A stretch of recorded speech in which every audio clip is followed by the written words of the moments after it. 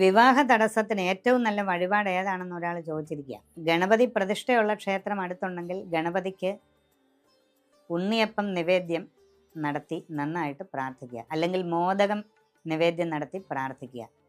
ഇനി അടുത്ത ക്ഷേത്രത്തിൽ ഗണപതി പ്രതിഷ്ഠ ഇല്ലെങ്കിൽ ഒരു ഗണപതി ഹോമം നടത്തി ആ ഗണപതി ഹോമത്തിൽ ഉണ്ണിയപ്പമൊക്കെ നിവേദ്യമായിട്ട് സമർപ്പിച്ച് ആ കൂട്ടത്തിൽ ക്ഷിപ്ര ഗണപതി മന്ത്രം ജപിച്ച് ത്രിമധുരം ഹോമിക്കുന്നത് ഒരു നല്ല ചടങ്ങാണ്. പിന്നെ ദേവിക്ക് സ്വയംവര പുഷ്പാഞ്ജലിയും വളരെ നന്നായിരിക്കും. എന്തായാലും വിവാഹ തടസ്സം എന്നവിടെ പറയുമ്പോൾ ഗണപതിക്കുള്ള പൂജയും വഴിപാടും ചെയ്തിട്ട് തന്നെ വേണം ബാക്കിയുള്ളത് ചെയ്യാൻ.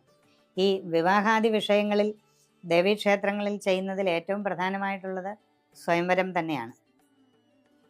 സ്വയംവര പുഷ്പാഞ്ജലി ദേവിക്ക് ഒരു 12 ദിവസം തുടർച്ചയായിട്ട് ദേവീക്ഷേത്രത്തിൽ നടത്തുന്നത് പ്രത്യേകമായിട്ട് പരിഗണിക്കപ്പെടുന്ന ഒരു കാര്യമാണ്. 12ാം ദിവസം തീരുമ്പോൾ പായസ നിവേദ്യമൊക്കെ കൂടെ ആയിട്ട് ചെയ്യണം. ഇനി ചിലർ സ്വന്തം വീടുകളിൽ കളം വരച്ച് മഹാസ്വയംവര പൂജ നടത്താറുമുണ്ട്. അതിനും വളരെ പെട്ടെന്ന് ഫലം കിട്ടുന്ന ഒരു പൂജാകർമ്മമാണ്.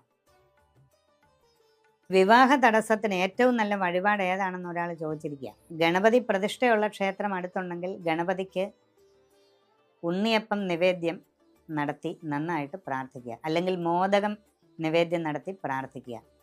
ഇനി അടുത്ത ക്ഷേത്രത്തിൽ ഗണപതി പ്രതിഷ്ഠ ഇല്ലെങ്കിൽ ഒരു ഗണപതി ഹോമം നടത്തി ആ ഗണപതി ഹോമത്തിൽ ഉണ്ണിയപ്പമൊക്കെ നിവേദ്യമായിട്ട് സമർപ്പിച്ച് ആ കൂട്ടത്തിൽ ക്ഷിപ്ര ഗണപതി മന്ത്രം ജപിച്ച് ത്രിമധുരം ഹോമിക്കുന്നത് ഒരു നല്ല ചടങ്ങാണ്. പിന്നെ ദേവിക്ക് സ്വയംവര പുഷ്പാഞ്ജലിയും വളരെ നന്നായിരിക്കും. എന്തായാലും വിവാഹ തടസ്സം എന്നവിടെ പറയുമ്പോൾ ഗണപതിക്കുള്ള പൂജയും വഴിപാടും ചെയ്തിട്ട് തന്നെ വേണം ബാക്കിയുള്ളത് ചെയ്യാൻ.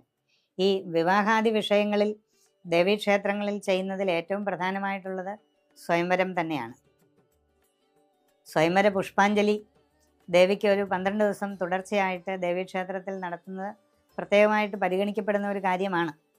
12ാം ദിവസം തീരുമ്പോൾ പായസ നിവേദ്യമൊക്കെ കൂടെ ആയിട്ട് ചെയ്യണം.